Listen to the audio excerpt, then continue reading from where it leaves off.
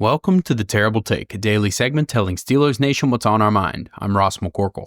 The offensive line received a complete overhaul for the 2024 season with 3 high draft picks invested in the group. Things were expected to take some time to gel, but the general expectation was for the group to become one of the real strengths of the team by the end of the year.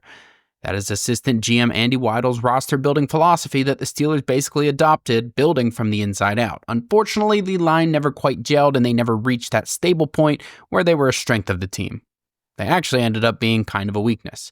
Consider this, they suffered an inordinate amount of injuries. The Steelers had great offensive line luck the previous 2 or 3 seasons leading up to 2024, and it came crashing back down all at once. First-round rookie Troy Fautanu, who the team was reportedly in love with throughout the team-building process, went down for the year after one start. Backup center Nate Herbig went down for the season before it even began. Isaac Seumalo sat out part of camp in the first few games of the season. James Daniels, who was playing like one of the best guards in football, was lost for the season early on. Zach Frazier missed a few games. Spencer Anderson and Mason McCorkle were required to step in and play before either of them were necessarily ready. Broderick Jones played poorly at the beginning of the year, but finished on a better note. Dan Moore Jr., on the other hand, was opposite and started great before taking his lumps late in the year.